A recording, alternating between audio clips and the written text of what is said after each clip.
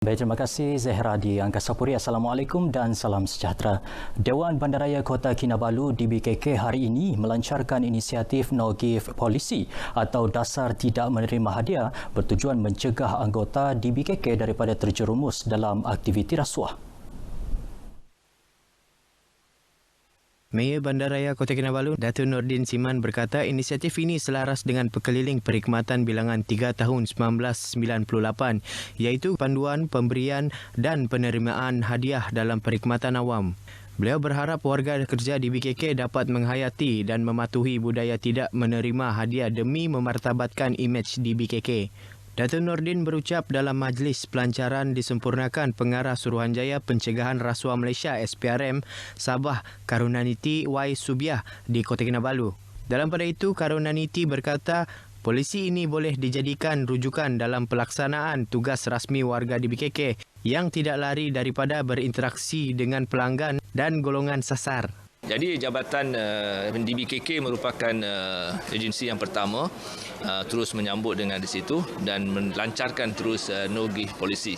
Walaupun No Give Policy ini sudah lama dikenakan, tapi terus menerima dan untuk memastikan DBKK mengamalkan tidak menerima sebarang hadiah daripada stakeholders. Pelaksanaan polisi ini juga bertepatan slogan kepimpinan melalui teladan, seiring dengan hasrat negara untuk membentuk masyarakat berintegriti. 2 pertambahan kes kolera direkodkan di Sabah. Ia merupakan kes bergejala menjadikan jumlah kes setakat ini 41.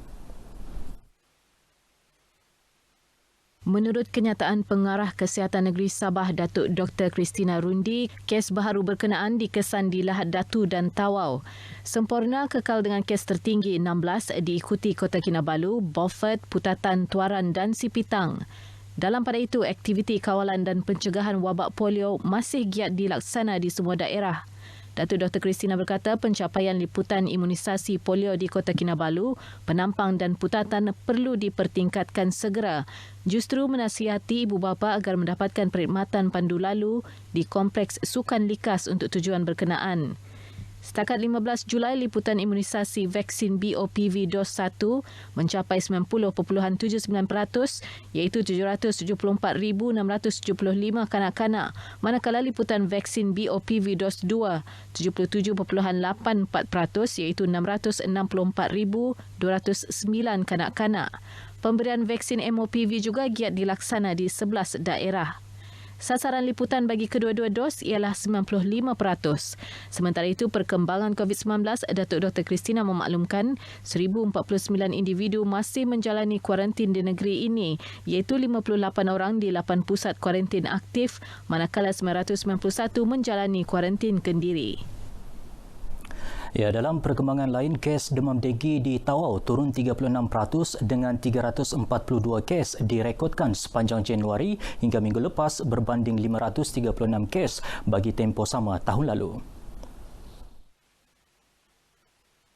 Pegawai Kesihatan Kawasan Tawau Dr. G. Navindran berkata walaupun tren denggi di daerah ini mencatat penurunan, namun ia masih berada dalam keadaan membimbangkan. Menurutnya, pihak pejabat kesihatan telah meningkatkan aktiviti kawalan seperti semburan kabus dan pemusnahan tempat berpotensi pembiakan nyamuk Aedes. Bagaimanapun, kerjasama masyarakat tetap diperlukan bagi kawalan pencegahan termasuk penjagaan kebersihan di kediaman masing-masing. Dr. G. Navindra memberitahu RTM di Tawau.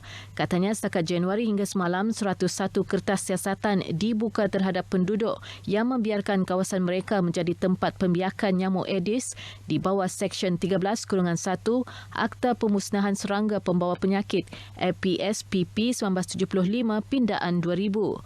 Tawau mencatat 42 lokaliti wabak denggi dengan 6 kampung dan taman perumahan merekodkan wabak denggi aktif, antaranya Taman Semarak Fasa 2, Kampung Kongsi 8 dan Taman Hilltop.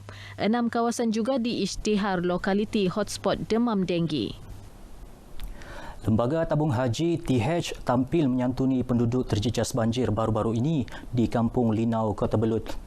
Pengarah Eksekutif Operasinya Mustaqim Muhammad mengetuai rombongan TH menjayakan gotong royong perdana membaik pulih Masjid Jamik Al-Hashim di kampung berkenaan. Program Tanggungjawab Sosial Korporat CSR yang pertama seumpamanya dilaksana TH selepas pelaksanaan Perintah Kawalan Pergerakan PKP ini bertujuan mendekati komuniti khususnya golongan ditimpa musibah dan pada masa sama memberi pendedahan mengenai perkhidmatan TH.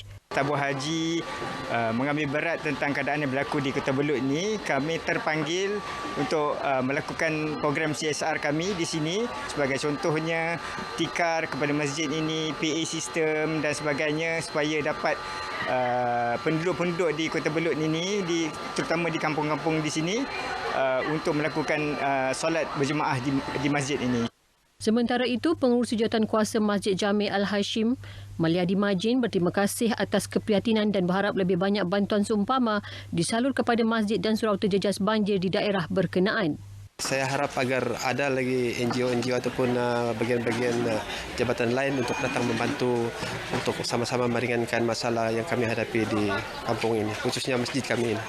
Dalam program ini, TH melalui zakat wakalah turut menyerahkan bantuan keuangan RM142,500 kepada 285 keluarga terlibat banjir kilat di kampung tersebut. Kota Belud merupakan antara 11 daerah yang paling terjejas berikutan banjir pada penghujung Jun lalu. Baik, sekian sumbangan berita dari Sabah petang ini. Kembali bersama Zehra di Angkasa Puri. Silakan Zehra.